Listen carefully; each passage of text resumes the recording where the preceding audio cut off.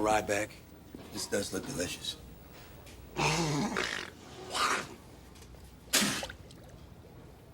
Little flavor. Striking an officer! Oh. Come on, that's not striking an officer. That's striking an officer. A large ship is moving on unsteady water. The crew is monitoring the controls. The ship is the USS Missouri. Chief Casey is going around, overlooking everything. Huh? You're in the Navy, man. You gotta look good, huh? There we go. Cuba, what's up? In the captain's cabin, a Marine informs him that Chief Casey has arrived. The captain greets Casey and asks why he is not wearing his whites. He then jokes that if he had as many ribbons as Casey, he'd sleep wearing them. You know, if I had your ribbons, I'd wear them to bed. Yes, sir. Commander Krill interrupts, warning that the timing is bad. Casey agrees for once, explaining he has 50 gallons of soup to cook for the captain's upcoming birthday. The captain allows him to leave, telling him not to return until the celebration is done. All right, just don't show your face until after the ceremony.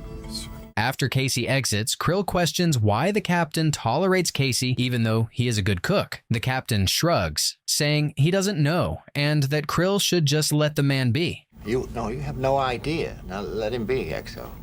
Yes, sir. On television, news reports that President Bush will visit the Missouri to honor the ship before its decommissioning and final journey to San Francisco, where it will be stripped of its weapons forever. We will gain the inevitable triumph. So help us God. Meanwhile, Casey and his kitchen crew are laughing and joking as they prepare meals. Later that night, the ship sets sail. Ready to get underway, sir.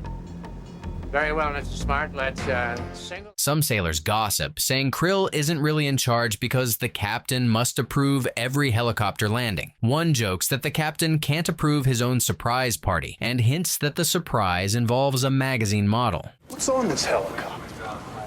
This little sweetheart? A Marine warns Krill that canceling the roving patrol will make the ship's nuclear weapons less secure. Krill ignores him and insists the order be carried out. This is a direct order. Oh, the log will show that I consider this unsafe. In the galley, Marines interrupt the cook's banter, announcing that food for the captain's birthday will be flown in from Hawaii. They instruct everyone to gather on the main deck before the helicopter's arrival. We're having dinner flown in from Hawaii. Casey refuses, saying he alone cooks for the captain and that anyone with a problem should take it up with him. When told it's a surprise, Casey dryly notes that neither he nor the captain likes surprises. The Marines leave, and the other cooks tell Casey he's asking for trouble. Casey mocks them, pretending to be scared of Krill. There's this deep, deep fear in me, thinking about Mr. Creel.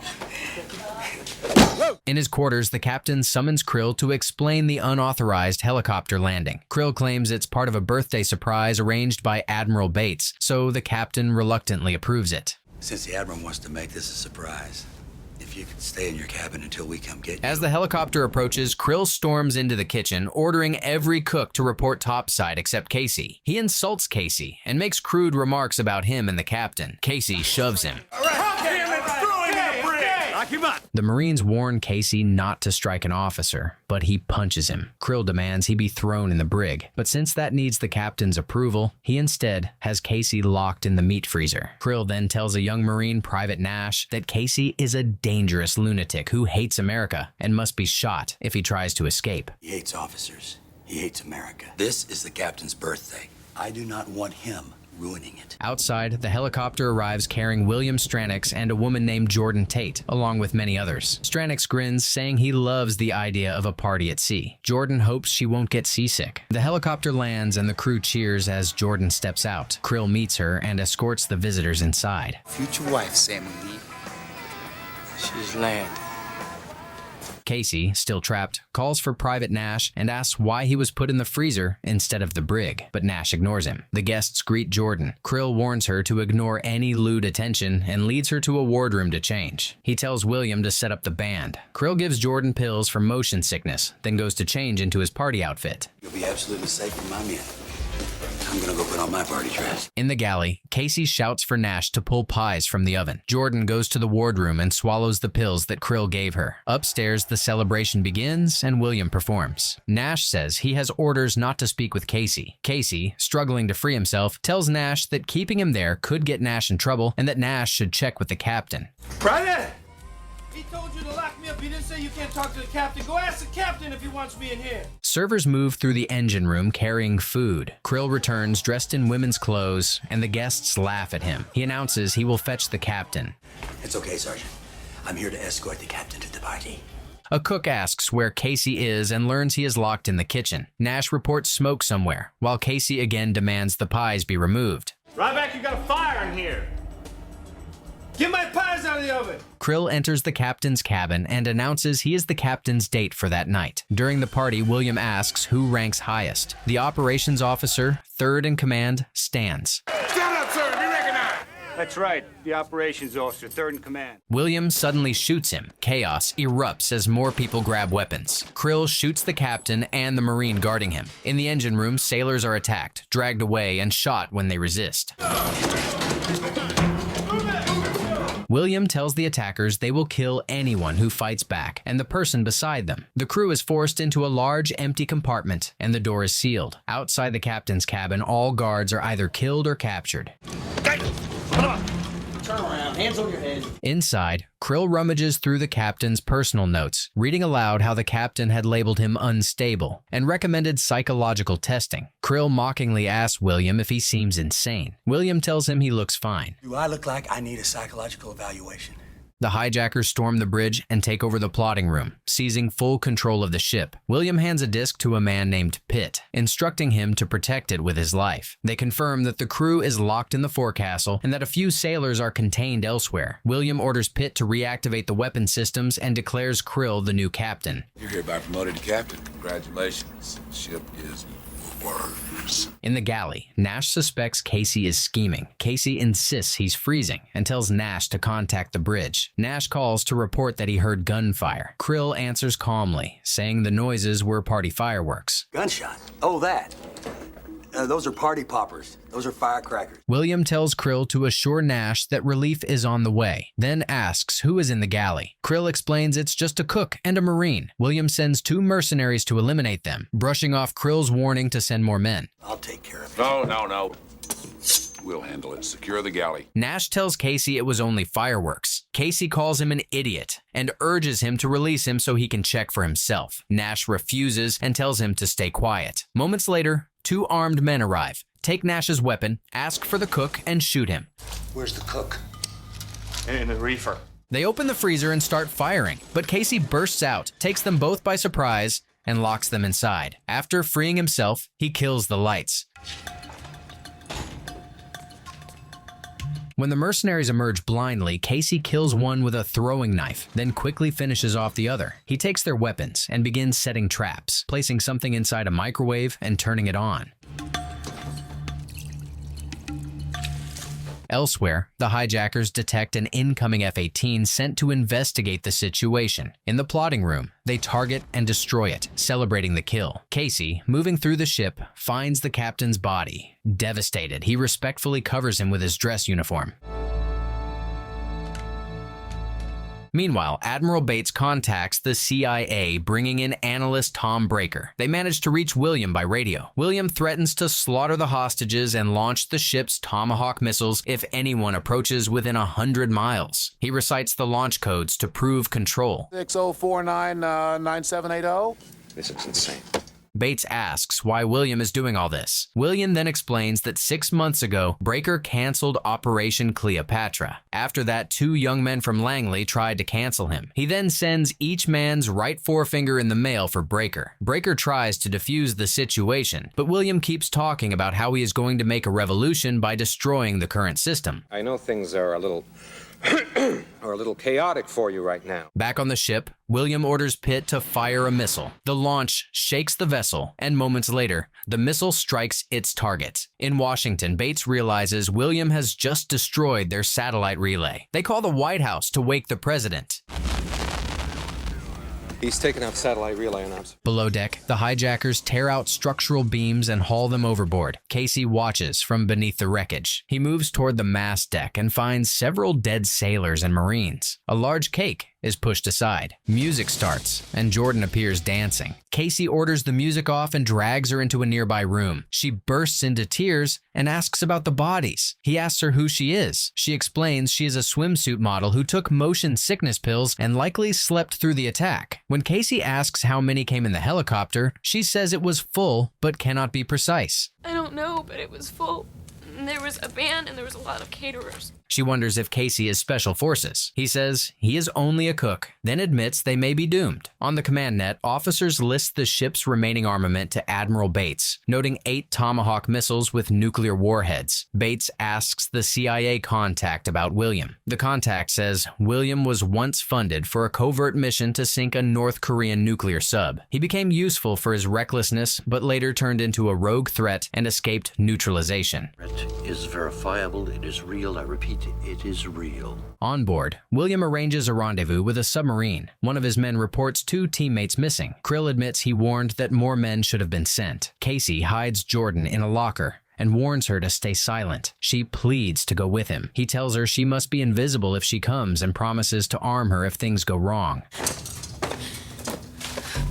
Put those on. William and Krill reach the galley and see the aftermath. William concludes a professional dealt with the attackers. Krill tries to dismiss Casey as an idiot, but William is not convinced. Suddenly, a microwave left running detonates. What was that? That was a bomb, jackass. Krill is confused about the explosion, but William knows it is Casey's doing. The explosion proves Casey is dangerous and capable. William demands to see Casey's file. I would like to see the ship's personnel file on this plain and simple cook, Mr. Krill. Admiral Bates and his staff plan a response. They will first try SEAL teams to disable the ship's radar and weapons. If that fails, they will order airstrikes to destroy the Missouri. Krill locates Casey's record, not in regular personnel files, but in the captain's private cabinet. The file shows Casey is an ex-SEAL, with awards and credentials in explosives, weapons, and close combat. As Krill is reading this, one man comes and announces 2 more of William's men are reported missing. William gets angry that Krill didn't check William's files. I know what I was told, but I didn't have access to the captain's files at that time. Elsewhere, Jordan groans about carrying gear. Casey tells her he will carry it if she will kill anyone who gets in their way. He then promises to return quickly and slips out. He then takes down a guard and steals some equipment. He launches a lifeboat and sets up a small parabolic antenna, while William's men continue welding and rigging the ship. Casey uses the antenna to reach Admiral Bates. He reports that Krill is collaborating with William and explains that the hijackers are creating a system to offload Tomahawk missiles. The Admiral asks Casey to coordinate with the incoming strike team and to hold position until they can act. I want you to coordinate your efforts with us. You understand that? Hearing how he is talking, Jordan notes Casey does not seem like a simple chef, and Casey admits he cooks, but is more capable. He tells her to hide while he moves toward the helicopter where the mercenaries are gathered. I'll get back under there. Elsewhere on deck, William asks Krill what he will do with $200 million. Krill answers that he would buy political power. Casey fashions a crude timed explosive using flammable liquid and a grenade. Mercenaries spot him and open fire. He severs a wire, dives overboard, and the helicopter detonates. Someone finds Jordan, and she screams that she does not know what happened. At that moment, Casey returns and kills several attackers. He rescues Jordan, and they sprint back inside. From there, they set traps. When the pursuers close in, a hatch goes up in flames from an explosion. William complains that the cook is a relentless problem, and Krill says he has a plan. Hit a button, it starts to flood. Ryback will kill himself trying to save him. Krill plans to trigger the forecastle sprinkler system so that Casey will risk drowning people trying to save them. As Casey and Jordan move through the ship, they hear tapping in Morse code from a sealed compartment. Casey uses a welding rig to open a hatch and then forcefully kicks the door inward. Johnson, you get over here and you guard that door. Anybody comes through, you shoot them. The trapped sailors are relieved to see him. Casey outlines the situation and arms them. The hijackers detect a supposed power surge and realize the weapon system will be offline in about 30 minutes. Must have been a power surge. Krill broadcasts images of flooding and chaos to the ship to intimidate the crew. Casey insists they must save people. They decide to spring a trap and begin neutralizing guards near the forecastle. They also shut off the sprinkler feed. During the firefight, Admiral Bates calls and Jordan answers. The Admiral asks who she is and where Casey is. She reports heavy fighting. He scolds Casey for breaking orders, but then authorizes any actions needed to help the incoming SEALs and ends the call. You have some good luck there, sailor. I'm out. Casey leads a running assault across the ship, killing mercenaries to reach the deck. Jordan refuses to stay behind and follows, saying she will be safest near him. The pair fight forward, while others shout for her to stay. The SEALs approach, and Mr. Pitt spots them. William orders a strike, but the ship's weapons fail. The entire system goes dead. I lost the phalanx. The whole thing's dead. We're sitting ducks. They contact the submarine. Casey hears incoming helicopters and tells Jordan that help has arrived. At that time, the sub fires RPGs. The helicopters are destroyed. Seeing this, Admiral Bates decides a full air assault is the only option. Full air assault from the Nimitz. William and his men find several of their team dead. William says aloud that hiring this cook would have been worth any price. Meanwhile, the hijackers begin moving tomahawks toward the submarine. Jordan assists Casey as he disassembles grenades and other ordnance to build an improvised bomb. Casey swims from the Missouri to the sub. While he is swimming, he gets spotted and they start shooting him. He continues swimming, under fire. He is struck by an anchor, but reaches the target, plants the bomb, and detonates it. He swims back wounded. As an attacker raises a weapon to finish him, Jordan kills the shooter. William and Krill learn their submarine can no longer dive. Krill says he will repair it. William ominously vows to strike Hawaii. I did it.